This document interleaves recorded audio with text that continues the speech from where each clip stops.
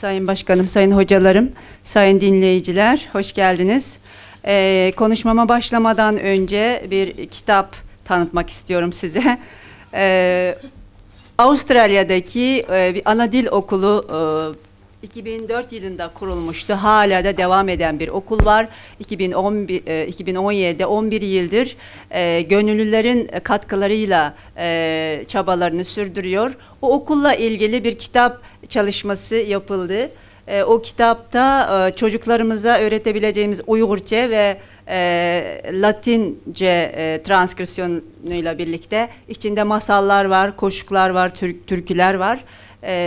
Yani o okula katkınız olabilir. Onu burada ifade etmek istiyorum. Birazdan stat'ta da olacak birkaç tane. Şimdi benim konuşmam Uygurlarda çok dillilik ve tercüme faaliyetleri olacak. Bugün daha önce benden önce söz alan hocalarımız çok güzel bir şekilde ifade etti dönemle ilgili bilgileri. Gerçekten Uygur dönemi, özellikle Turfan bölgesinde İdikut Hanlığı dediğimiz o dönemde medeniyetin, kültürün, bilimsel çalışmaların çok geliştiğini, çok yaygın bir şekilde elde edebildiği kaynakları çevirmeye çalıştığını ve çok yönlü olduğunu, inanç esas olmak üzere pek çok alanda yeni eserleri ortaya koymaya çalıştığını görebiliyoruz. Şimdi tercüme nasıl ortaya çıkar? Hepimizin bildiği gibi insanların yeryüzünde yaşayıp kendi topluluklarını yaratması ve çeşitli nedenlerden ötürü göç etmeye başlaması ve böylece diğer toplumlarla karşılaşması, iletişim kurma ihtiyacı duyması gibi etkenler düşünüldüğünde dil öğrenmenin ve çeviri yapmanın insanlıkla yaşıt olduğu düşünülebilir. Tarih yazının icat edilmesiyle başlamıştır. O yüzden ilk çeviri olayını ne zaman gerçekleştiğini bilmesek de insanlar arasında tercüme faaliyetinin çok eski dönemlere dayandığını söyleyebiliyoruz. Coğrafyanın etkisi, yeni komşularla karşılaşma, yeni kültürlerle karşılaşma ve iletişim kurma ihtiyacı duyulması, bu şekilde iki dil bir araya geldiği zaman kesinlikle arada bir çeviri meydana gelmiş. Tabii ki ilk çeviriler yazılı değil, sözlü çevirilerin olduğunu inanıyoruz. Kültür alışverişi, din, inanç, siyaset, diplomatik ilişkiler, daha sonraki dönemlerde edebiyat, sanatta çevirinin esas konuları olabilmiştir. İnsanlık tarihinden bakıldığında en eski yazılı çevirinin, yazının meydana gelmesiyle tarih başlıyor, tarih yazıcılığı başlanıyor. Bize kadar gelebilen en eski tercüme örneklerinin Akatlar ve eski Mısır hanedanlarına kadar götürülebildiği düşünülmekte. Türklerde durum nasıldı? Hunlar döneminden baktığımız zamanda da çevirinin olduğunu bildiren Çin kaynakları vardır. Fakat yazılı olmadığı için bize kadar metin halinde gelememiştir. Ancak Çin imparatoruyla veya hanedanlarıyla yapılan diplomatik ilişkilerde gelen mektuplar vardır. Bu mektupların hangi yazıda, hangi dilde yazıldığıyla ilgili Çin araştırmacıları Çince yazıldığını öne sürüyor. Bir kısmı da Çince yazılmadığını, bazı imla hatalarının olduğunu, bir başka yazıda, dilde yazılıp Çince'ye çevrildiğini öne sürüyorlar. Hunlarla ilgili unvanlar vardır, bazı kelimeler vardır. Çince'ye geçmiş olan pek çok kelime de vardır. Göktürklerden başlayalım. Tercüme yazı ile birlikte gelişir demiştik. Şimdi Göktürk dönemine ait çeviri veya Göktürklerde yazı var mıydı sorusuna Çin kaynakları da farklı cevaplar veriyor. Bazı kaynaklarda Türklerin yazısı yoktu diye kesin olarak söylemiş. Bakın Suisho dediğimiz Sui tarihi yıllıkları 632 senesinde yazılmış olan bir kitap. Coğuşu dediğimiz 670 senesinde yazılan, yani hemen hemen aynı döneme denk gelen kitaplarda bile bir tanesinde Türklerde yazı yoktu diyor. Coğuşu'da ise Türklerde yazı vardır. Onların kendine has yazısı vardır. Hu'larınkine benzer diyor. Bu Hu'lar Soğutlular olabilir. Veya Hunlar için de Hu'yu söylemiş. Hu ifadesi biraz karışıktır. Çin kaynaklarında bazen Hunları da gösteriyor. Çoğu zaman da Batı'dan gelen topluluklar için de kullanmışlardır. Böylece farklı Çin kaynakları bile bu konuda tam disiplini bir şekilde vardı veya yoktu demiyor. İşbara Kağan'ın 584 senesinde Sui hükümdarına yazdığı bir mektup vardır. Bu mektubun şimdi Çin araştırmacıları o mektubu incelemeye başladılar ve diyorlar ki o mektup Çince yazılmış bir mektup değil. Yani bir Çinlinin kaleme aldığı bir mektup değil, çeviri olabilir. Bir başka dilde, yazıda yazılmıştır ve onu bir Çince bilen birisi, tam bir Çinli değil, yani Çince öğrenen, ana dili Çince olmayan birisi kaleme almıştır diyor. Çünkü cümlelerde de bazı hatalar varmış.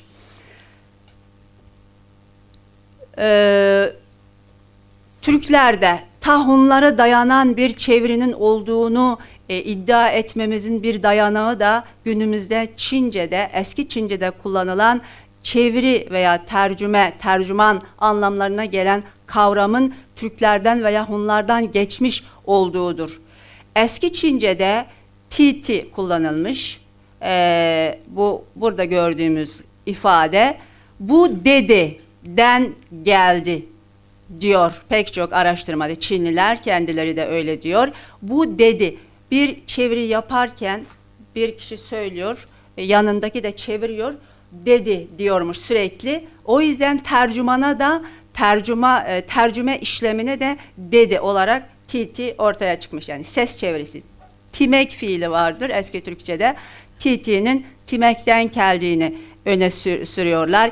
Yi kelimesi günümüzde çağdaş Çince'de kullanılan, tercüme için kullanılan karakterdir. Şurada gördüğümüz. Bu da T'nin ses çevirisi olduğunu. Günümüzde bunu kullanıyorlar. Ti ile birlikte, yi ile birlikte, özellikle ti ile bu şeren kelimesi, yani dil demektir, ren insan demektir. Bu tam olarak Türkçedeki tilki kelimesinin karşılığıdır.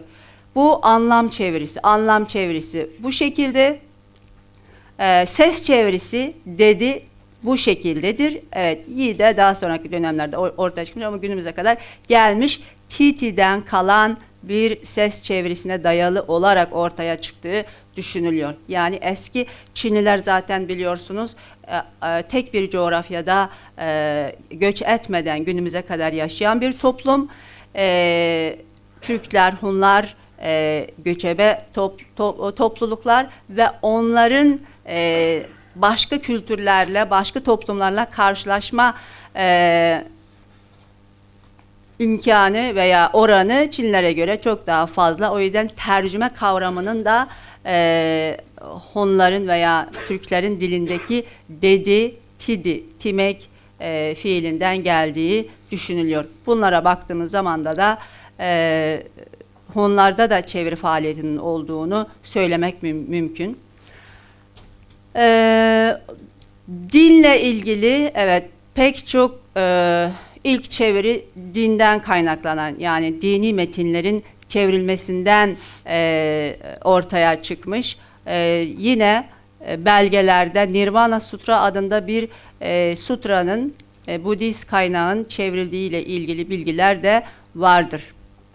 Şimdi Uygurlara gelelim. Evet, Uygurlar şehir hayatını ilk benimseyen boy olarak görülüyor. Biraz önce hocalarımızın ifade ettiği gibi bunun nedenleri vardır. Bazı sebeplerden dolayı yerleşik hayata geçmek zorunda kalmış. Şehir hayatı nedir? Okuyup yazabilen, okuyan, yazan insanlar olursa şehir hayatı şekillenebiliyor.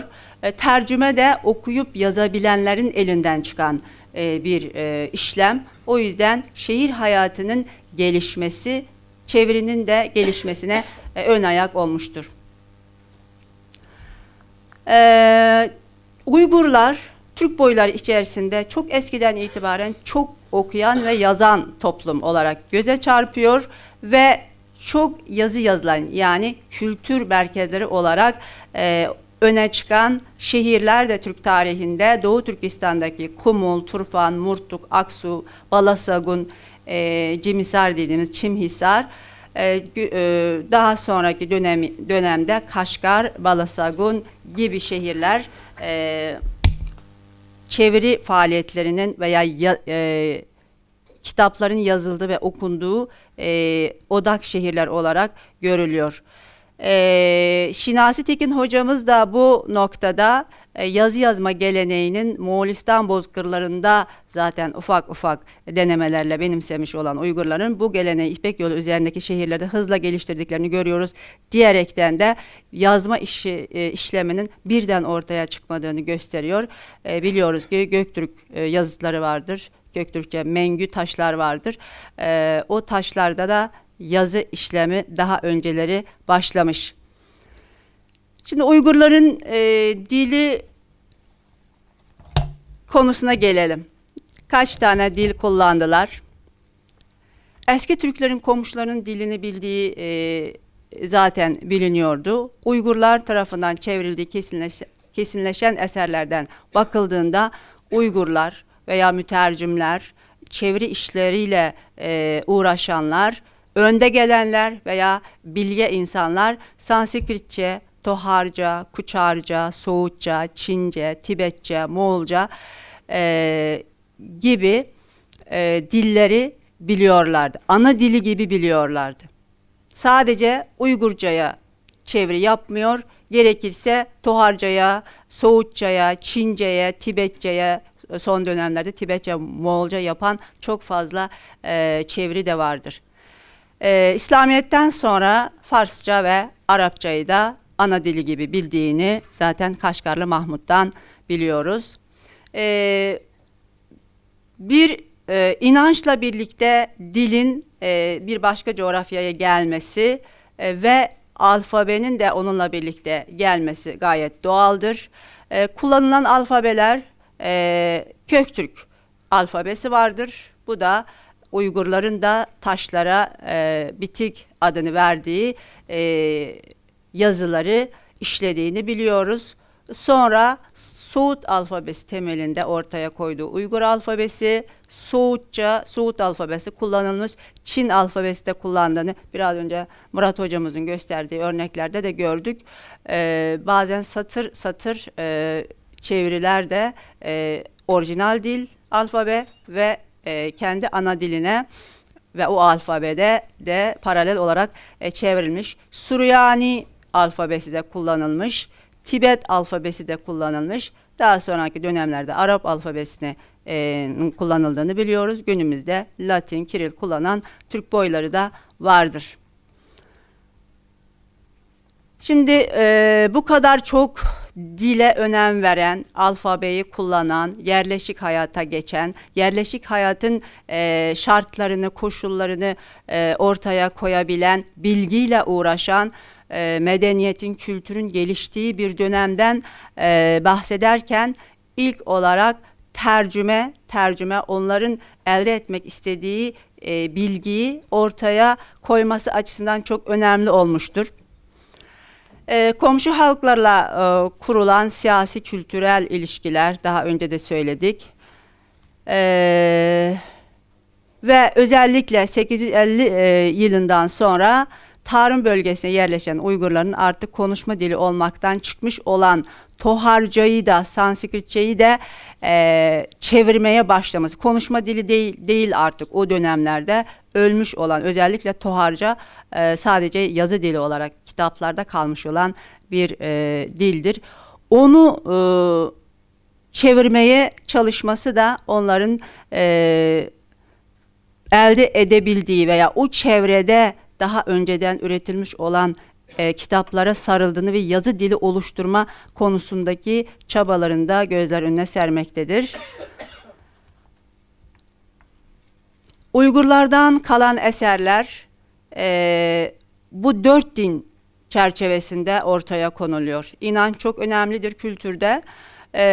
Mani çevresine ait eserler de çevriliyor. Mani dininin, inancının temel kutsal kitapları çevriliyor. Bölgü Kağan'ın verdiği vaazlar da kaleme alınıyor. Böyle mani çevresine ait de eserler vardır. Hatta telif eserler de vardır bu dönemde. Şairler, Afrin Çortigin bilinen ilk Türk şairidir. Onun mani inancına sahip olduğunu yazdığı şiirlerden görebiliyoruz. Mani çevresine ait elimizde çeviri eserler vardır. Budist çevreye ait eserler, Budizm'de 3 sepet adı verilmiş olan kutsal kitaplar kaynağı vardır.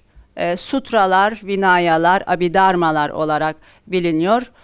Sudur adını vermiş. Sutralar genellikle masallarla, öykülerle dini daha iyi halka anlatmak için seçilen bir yöntemdir. Sutralar da çevrilmiş. Vinaya genellikle din kurallarını, ne yiyecek, ne giyecek, bütün dinler kendi kurallarını ortaya koyuyor biliyorsunuz.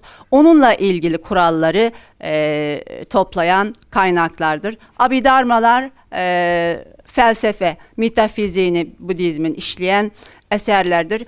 Bütün bu 3 büyük kaynakta sayısız kitap varmış, Sanskritçe olarak yazılan, daha sonra Çince'ye çevrilmiş olan. Bunların hepsini çevirmeye çalışıyor.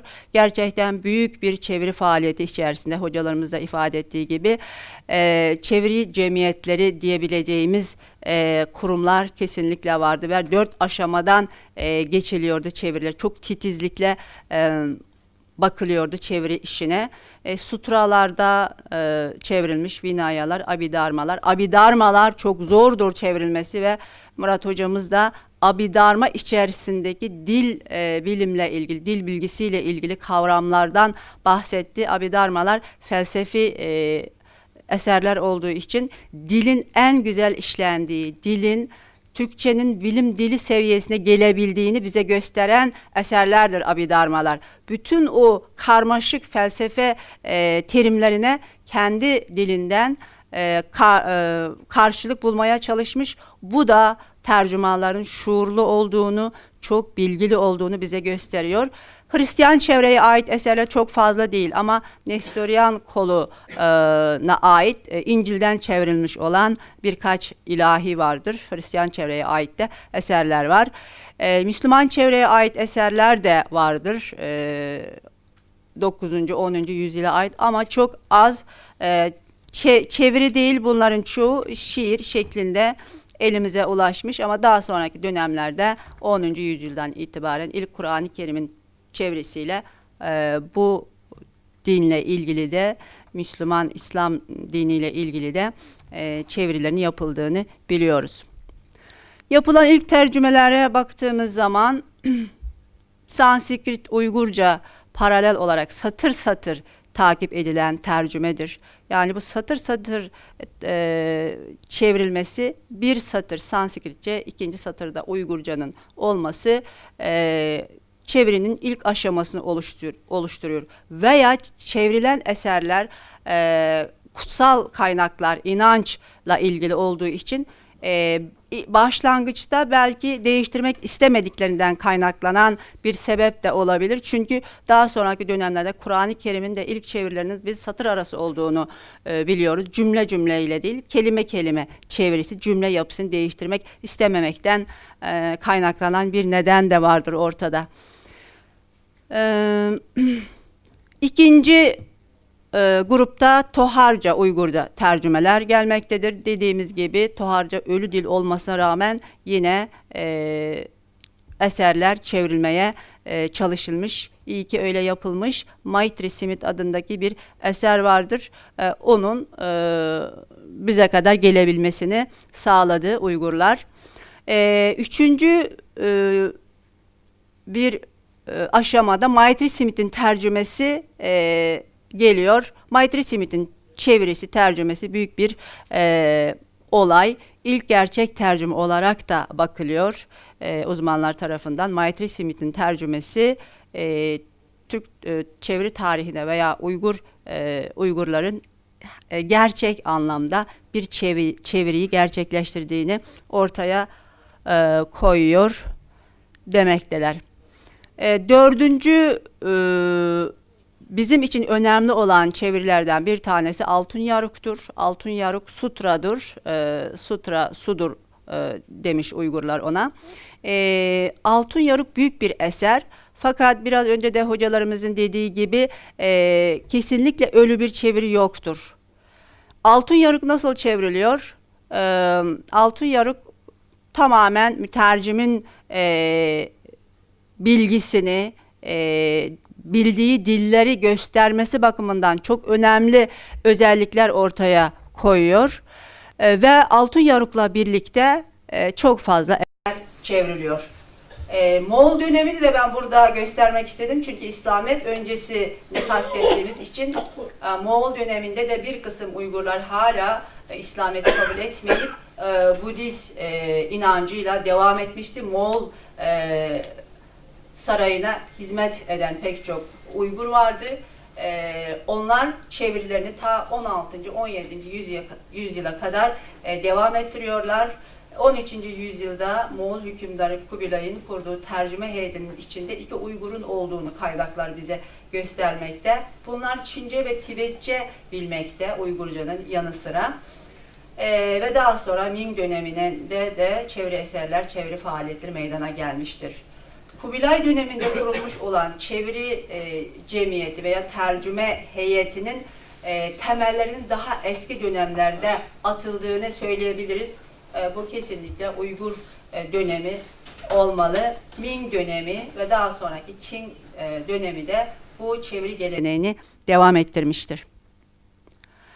Burada birkaç Uygur mütercimden bahsetmek istiyorum. Çok fazla mütercimle karşılaştım bu bildiriyi hazırlamaya çalışırken. Çok eski kaynaklara da baktım. Jichen adında 190-250 yılları arasında yaşadığı düşünülen bir kişiden bahsediyor. Hatta Çin kaynaklarında onun nasıl bir kişi olduğuyla ilgili de, nereli olduğuyla ilgili de bilgiler var. Türkçe ismini bilmiyoruz. Jichen şeklinde geçiyor. O da Çin tarihinde de ilk bilinen mütercim olarak kayıtlara geçmiş. Yani bilinen mütercim Jichen adında bir kişi. Onun burada Rouji şeklinde yazılan eski kaynaklarda bugünkü ili bölgesini gösterdiği düşünülüyor. Burada doğduğu, yani eski kaynakta geçen ifadeler bu şekilde. Uzun, esmer, zayıf bir kişi olduğu, gözünün ala göz olduğu gibi ifadeler yer alıyor. Çok akıllı, zeki bir bakışa sahip olduğu da ifade edilir. Bu kişinin mütercim olarak Çin kaynaklarında yer aldığını görüyoruz. Burada ben onu da göstermek istedim. Bu dönem belki Hun dönemine denk geliyor. Fakat Çince'ye çevirmiş bir başka kaynak dilden Çince'ye çeviriler yapmış olan kişidir. Altun Külük veya Altun Kogurtur. Böyle 2 kişi var Altun adında. Külük zaten Gauche dedikleri boyu gösteriyor. Türkçesi kölüngü veya külük şeklinde. Onun da Çin kaynaklarında geçen Huylujin şeklinde geçiyor. İsmi Altun, boyunun adı Külük. O yüzden Huylujin zaten altını anlam çevirisiyle almış. Külüğü Huylu şeklinde ifade etmiş. Bu şekilde de Altun Külüğün bir tercüman olarak kaynaklara yazıldığını görüyoruz. O da 488 yıllarında Çin'de yaşayan yüksek askeri rütbeli bir ailede doğmuştur. Ve küçükken hem ana dilinde şarkılar yazıp şiir okuyabilen hem Çince şiirler yazabilen bir kişiymiş. Daha sonra da vatanına geri dönüyor. Onunla ilgili Uygurlar arasında belki çoğumuz biliyoruz, Turak koşuğu şeklinde bilinen bir koşuk vardır. Çok eski bir türkü. Onu çevirdiği, kendi ana dilindeki bir türküyü çevirdiği biliniyor. Bu da Çin'de ilk olarak derlenen Yueşi adında şiirler kitabı vardır. O kitaba alınmış olan bir türküdür. Altın Külük'te tercüman olarak, eski tercümanlardan biri olarak araştırılmaya değer bir mütercimdir. Pratnarakshiti Acharya, inançla birlikte insanların isimleri de değişiyor. Biz İslamiyet'ten sonra çoğumuzun ismi Arapçadır. O zamanlarda Sanskritçe isimler de veriliyordu. İnançtan kaynaklanan bir özellik. Maitri Smith büyük bir eser. Onun mütercimi eserde yer alıyor. Arya Chantri Bodhisattva kişi Acharya Enetkek tilinden Tohri tilince yaratmış. Pratnarakshiti Acharya Tohri tilinden Türk dilince evirmiş. Maitri Smith Nom Bitik şeklinde devam eden bir ifade vardır. Biz ondan Pratnarakshiti Acharya'nın Acharya hoca demektir Sanskritçe'de. Onun çevirdiğini bilebiliyoruz. Ve Uygur dönemindeki en büyük mütercimlerden bir tanesi Şinkusheli Tutung'dur. O hayatı hakkında çok fazla bilgi bilmiyoruz. Övülmüş 10 Uygur ülkesinden olduğundan bahsediyor kendisinin. Bu da Beşbalık, yani o dönemlerde Beşbalık şehri çok meşhur olsa gerek. Övülmüş 10 Uygur ülkesi unvanı varmış. Bu kişi Uygurcayı çok iyi bilmenin yanı sıra Çince, Sanskritçe, Toharca, Kuçarca, hatta bazı araştırmacılar Sakaca da bildiğini söylüyor. Sakaca'nın hangi dil olduğunu ben tam olarak bilmiyorum. Evet, onu da biliyormuş. Sanskritçe, Toharca, Kuçarca dillerini çok iyi bildiğini zaten yaptığı çevirilerden biliyoruz. Çevirdiği eserler içerisinde Altın Yarok adında büyük bir eser vardır. Altın Yarok 700 sayfalık bir eser ve Uygurcanın, Türk dilinin çok güzel işlendiği bir eserdir. Şinkusheli Tutuk'un tercüme tarzından baktığımız zaman tercüme faaliyetinin nasıl geliştiğini de görebiliyoruz. Kendi çeviri tarzını yaratmıştır. Çok fazla çalışma var. Hem Çinli araştırmacılar hem dünyadaki Batı Türkologları, Türkiye'deki Türk Türkologlar araştırmalar yapıyor. Şinkusheli'nin eserleriyle ilgili olarak. Serbest çeviri modelini benimsemiştir. Yani o dönemdeki tercümanların çoğunun yaptığı nedir? Serbest çeviridir. Motomot, yani ölü bir çeviri değildir. Çeviri konusunda kendinden emin, çok bilgilidir. Yorumlu, açıklamalı çeviri dediğimiz tarzları benimsemiştir. Biraz önce Murat Hoca'yı dinlerken o dil bilim kavramlarının da ortaya konulması, demek ki o dönemlerde bir çeviri üslubunun da yaratıldığını düşündürüyor mu acaba diye düşündüm. Onun dışında erek metni daha sanatsal edebi bir dile, daha şiirsel bir yapıya kavuşturmuştur. Yani kaynak dilden hedef dile çok canlı bir şekilde çeviriyor. Bunu Türkologlar, bazı hocalarımız diyor ki ölü olan Sanskritçe metinleri Uygurlar canlandırmıştır diyordu. Gerçekten bu çevirilere baktığımız zaman dilinin çok güzel olduğunu söyleyebiliyoruz. Bir Çinli araştırmacı Altın Yaruk'taki eski Çincesiyle ve Uygurcasıyla karşılaştırarak bir çalışma yapmış. 20'ye yakın farklı şey buluyor, yani çok hayran kaldı, sadece hayran kaldığı noktalar 20'den fazla örneklerle ortaya koyuyor. Yorumlamalı, kendinden bir şeyler ekleyerek çeviriyor. Ölü olan Çince metinde deprem oldu diye bir ifade var, sadece Çince, çok düz. Onu Şinkusheli bir şiir ile deprem olduğunda gökten çiçeklerin yağdığını, yerin nasıl değiştiğini, inanılmaz güzel bir paragraf var depremle ilgili. Çince metne baktığımız zaman sadece deprem oldu diyor. Ama o şeyden dolayı birisi sevap bir iş yapıyor, iyi bir, hayırlı bir iş yapıyor. Ondan dolayı nasıl etkilendiğini, kainatın, dünyanın, doğanın nasıl etkilendiğini bir şiir ile ifade ediyor. Ve o şiirde muhteşem, çok güzel bir şiir olarak onun elinden çıkmış. Ölü çevrinden kaçınmıştır dedik. Tamam. Tamam. Şimdi ölü çeviri, şimdi Altın Yarığı hazırlarken Yi Jing metnine bakarak çevirdiği, yani temel aldığı düşünülüyor. Fakat Yi Jing metninde olmayan girişte 2 tane muhteşem öykü var, hikaye vardır Altın Yarık'ta. Yani tamam, önünde bir orijinal metin var ama o onu düzenlemiş, planlamış önceden neler konulacak. 2 tane öyküyü de ekliyor. Bu şekilde cesur adımlar atıyor. Altın Yarık'a baktığımız zaman bu tür örnekler fazla. Şimdi Moğol döneminden de birkaç tercüme. Moğol dönemindeki tercümalar çok fazlaymış. Ben sadece 4 tanesini burada size söylemek istiyorum.